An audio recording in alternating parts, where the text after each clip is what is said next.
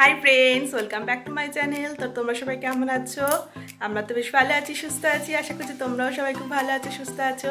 তো আজকে বড় দিন, তো সবাইকেই জানাই মেরি ক্রিসমাসে অনেক অনেক শুভেচ্ছা। তো আমিও টুপি পরে নিয়েছি, আজকে টুপি পরেই সমস্ত কাজ করব। আর সান্তা হয়ে গেছি বলতে গেলে, ছেলে তো বলছে যে আমরা সবাই সান্তা ক্লজ হয়ে গেছি। তো যাই হোক, তো ছোটোবেলায় যখন মামা বাড়ি যেতাম বড়দিনের সময়, তখন মামি দিদা বলতো যে বড়দিনের দিন কমলা লেবু আর গোটা গোটা ডিম খেতে হয়, আর কেক তো খেতেই হবে, কেক তো মাস্ট, না খেলে যিশু খ্রিস্ট পাপ দেয়। তো যদিও তারা নেই এখন, তাদের কথা তো খুবই মনে পড়ে, তারা যখন এই কথাগুলো বলতো। তো আজকে ডিম খাওয়া হয়নি সকালে, তো ভাবলাম যে সন্ধ্যাবেলা কিছু স্ন্যাক্স বানাই। তো ডিমের টেবিল বানাবো এখন, সেই ডিমের টেবিলে প্রিপারেশান স্টার্ট করব। তো ভাবলাম যে তোমাদের সাথে শেয়ার করি একটু ডিমের টেবিল আমি কীভাবে বানাই। তো তার আগে কিন্তু কাজ শুরু করার আগে কেক কাটবো, কারণ মেরি ক্রিসমাসে কেক তো কাটতেই হবে। যদিও ছেলে এখন নেই, ছেলে এখন ওর ঠাম্মির কাছে আছে, কিন্তু ছেলের হয়ে আমিই কেকটা কাটি, মেরি ক্রিসমাস বলে কথা। তো চলো আগে কেক কাটিং করি, তারপর আমি যাবো রান্নাঘরে কাজ করবো, তোমাদেরকে সমস্ত প্রসিডিওরগুলো দেখাবো কীভাবে আমি টেবিলটা তৈরি করছি। তো চলো আগে কেক কাটি। তো এই যে হাজব্যান্ড কেক নিয়ে এসছে, কন্টেনার সমেত কেক, কন্টেনারটা ফ্রিতেই পাওয়া গেল কেকের সাথে। তো কেকটা এখন কাটিং করব। তো এই যে কেক, এই কেকটা এখন কাট করব।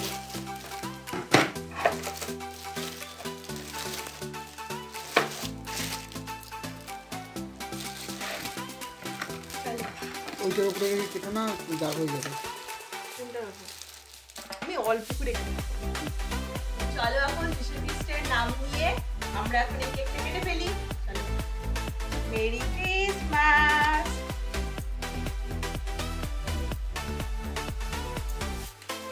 ছেলে নেই, ছেলে থাকলে ভালো হতো, যাই হোক ছেলের হয়ে আমি নিজে কেক কাটিং করলাম। এই কেকে খেতে পারবো না এখন,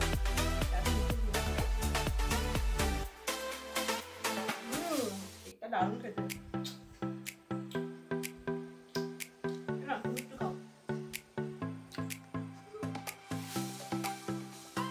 কেক কাটিং হয়ে গেল, এবার যাবো রান্নাঘরে কাজ করতে, ডিমের টেবিলটা বানাতে হবে। তো চলো রান্নাঘরে যাওয়া যাক। তো এদিকে নিয়েছি পেঁয়াজ কুচিয়ে নিয়েছি ধনেপাতা কুচিয়ে, আর আলুটাকে সেদ্ধ করে রেখেছি। আর এখানে আদা রসুন আর কাঁচা লঙ্কাটাকে পেস্ট করে নেব। আর এখানে চিংড়ি মাছটা ধুয়ে নুন আর হলুদ মাখিয়ে রেখেছি, এটাকেও পেস্ট করে নেব। কড়াই বসিয়ে দিয়েছি, কড়াইতে দিয়ে দিচ্ছি অনেকটা পরিমাণ সর্ষের তেল। তেলটা গরম হয়ে গেলে এর মধ্যে দিয়ে দেবো পেঁয়াজ কুচি। তেল আমার গরম হয়ে গেছে, এরপর এর মধ্যে দিয়ে দেবো পেঁয়াজ কুচি। তার আগে আমি একটু চিমনিটা চালিয়ে নেব, তাহলে সারা ঘর ঝালের গন্ধে ভরে যাবে। তো এবার দিয়ে দেবো হচ্ছে এর মধ্যে পেঁয়াজ কুচি।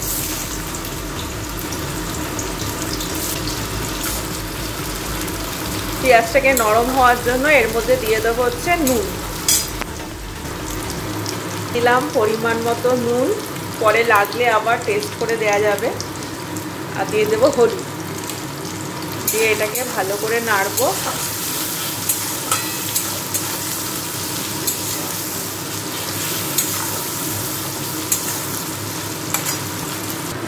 সাহায্যে আলুগুলোকে ভেঙে নেব ভালো করে।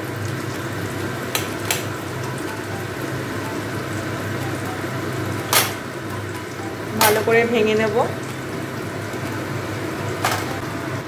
আমার এদিকে আলুটা স্ম্যাশ করা কমপ্লিট, আর এইদিকে আমার পেঁয়াজটাও একটু হালকা লাল লাল হয়ে গেছে।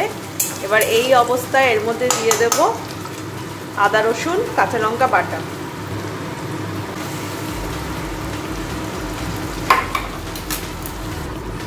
এবার এটাকে ভালো করে কষিয়ে নেব, আঁচটাকে কমিয়ে ভালো করে কষে নেব, যাতে আদা রসুনের কাঁচা গন্ধটা যাতে ভালো করে চলে যায়। আর এর মধ্যে দেব হচ্ছে জিরে গুঁড়ো, দেব কাশ্মীরি রেড চিলি পাউডার, দিয়ে এটাকে ভালো করে কষিয়ে নেব।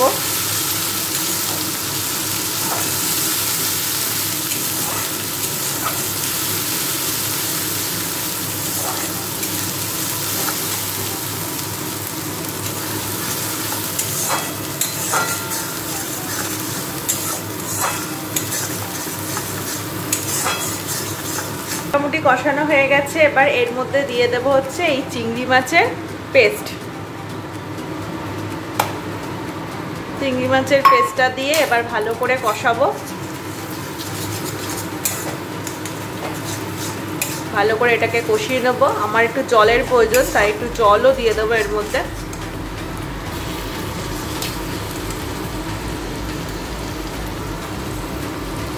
একটু জল দিয়ে দিলাম, দিয়ে এটাকে ভালো করে কষিয়ে নেব।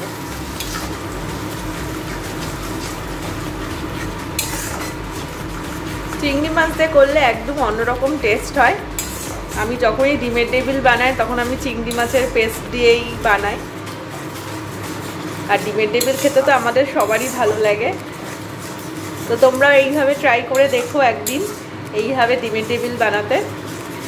পুরো অন্যরকম একরকম টেস্ট হবে। তো এটাকে আমি এখন ভালো করে কষিয়ে নেব। প্রথমে তো নুন দিয়েছিলাম, তো আরেকটু আমার নুন লাগবে, কারণ এরপর আলু দেব। আলুটা আমার নুন দিয়ে সেদ্ধ করা নেই, নর্মালভাবেই সেদ্ধ করা। তো আমি আরেকটু নুন দিয়ে দেবো, আর দিয়ে দেবো হচ্ছে একটু চিনি, যে টেস্টটা ভালো হয়। দিয়ে এবার এটাকে ভালো করে মিক্স করে নিয়ে আমার মোটামুটি কষানো হয়ে গেছে। চিংড়ি মাছ, রসুন, পেঁয়াজ সবই কষানো হয়ে গেছে। এরপর আমি এর মধ্যে দিয়ে দেবো হচ্ছে আলু।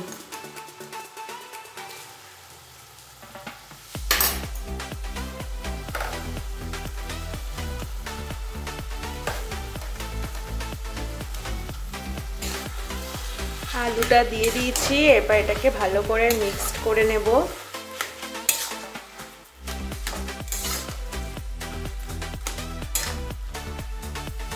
তো আলু দিয়ে আমার মিক্সড করা হয়ে গেছে। এবার এর মধ্যে দিয়ে দেবো একটু আমচুর পাউডার, একটু টক টক ফ্লেভার হবে আর খেতেও বেশ টেস্ট হয়। আর এবার দেবো হচ্ছে হোমমেড গরম মশলা গুঁড়ো। দিয়ে দিলাম হোমমেড গরম মশলা গুঁড়ো। আর দিয়ে দেবো হচ্ছে ধনে পাতা। ধনে পাতা দিয়ে ভালো করে মিক্সড করে এবার আমি পুরটাকে নামিয়ে ঠান্ডা করে নেব।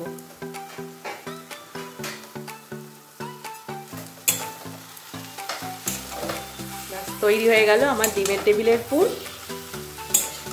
এবার এটা ঠান্ডা হলে তারপর ডিমের টেবিলগুলো বানিয়ে। এখানে এবার ডিমগুলো সেদ্ধ বসিয়ে দিয়েছি, আর এদিকে তো আমার পুরটা রেডিও হয়ে গেছে।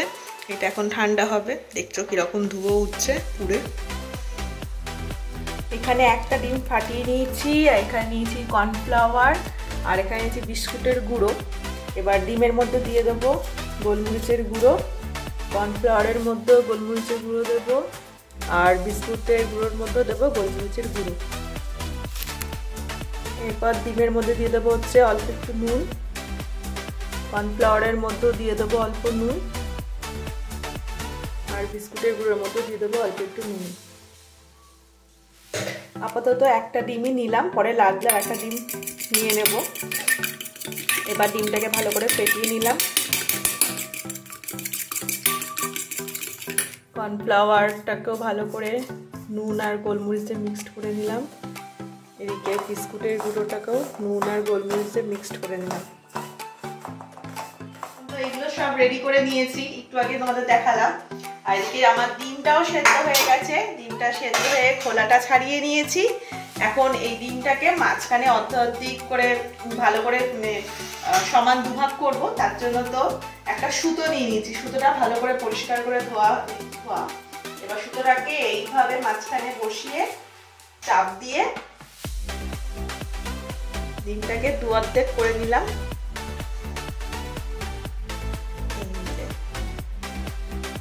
সমান দুভাগে ভাগ হয়ে গেছে। এইভাবে সবকটা ডিম এইভাবে করে সমান দু অর্ধেক করে নেব।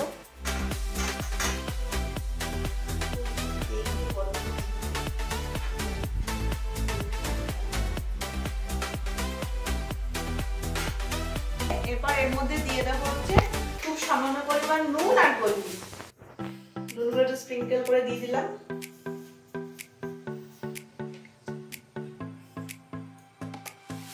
ডিমটা একটু নুন নুন লাগে, মানে তো। এবার এর উপরে দিয়ে দেবো হচ্ছে গোলমরিচ।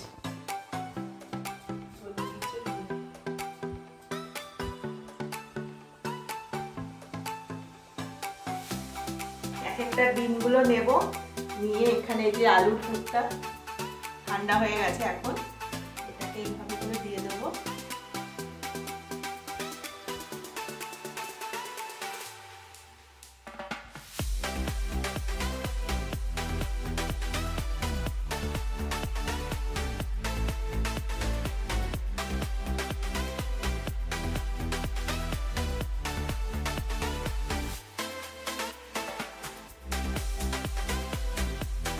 এবার এটাকে এই কর্নফ্লাওয়ারের এখানটায় একটুখানি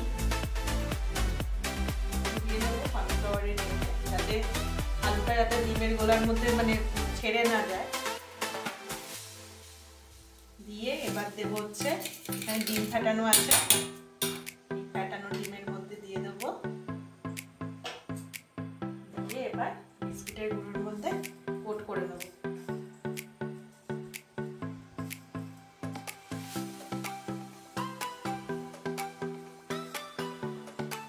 আমি সিঙ্গেল কোটই করলাম, ডবল কোট হলে পুরটা বেশ মোটা মোটা লাগে, অতটা খেতে ভালো লাগে না।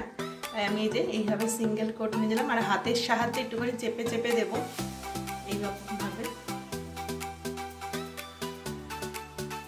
আমার তৈরি হয়ে গেছে এই একটা। এবার বাদ বাকিগুলো সব রেডি করে নেবো এখন আস্তে আস্তে। এখানে সব কোট করা কমপ্লিট হয়ে গেছে। এবার কড়াই চাপিয়ে দিয়েছি, এর মধ্যে দিয়ে দেবো হচ্ছে সাদা তেল। কড়াইয়ের মধ্যে সাদা তেল দিয়ে দিয়েছি, একে একে ডিমের টেবিলগুলো ভেজে নেবো। তেলটা মোটামুটি হালকা গরম করব, বেশি গরম করব না। এবার এর মধ্যে একটা একটা করে ডিমের টেবিল ছেড়ে দেবো, আর আঁচটা একদম কমিয়ে দেবো যাতে ভালোভাবে ভেতর থেকে ভাজা হয়।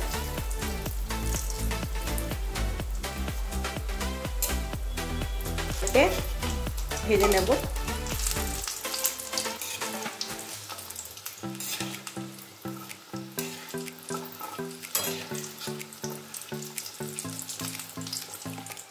তৈরি হয়ে গেছে আমার ডিমের টেবিল। তো রেসিপিটা কেমন হয়েছে তোমরা অবশ্যই কমেন্ট করে জানিও, আর অবশ্যই ট্রাই করো রেসিপিটা। খেতে তো খুব অপূর্ব সুন্দর হয়েছে এই যে ডিমের টেবিল। তো আজকের এই ডিমের টেবিলের রেসিপি ভিডিওটা যদি কিছু ভালো লেগে থাকে অবশ্যই লাইক করে দিও, কমেন্ট করে দিও, সাবস্ক্রাইব করে দিও। টাটা, বাই বাই, দেখা হচ্ছে নতুন কোনো ব্লগ নিয়ে। চলো রাখছি।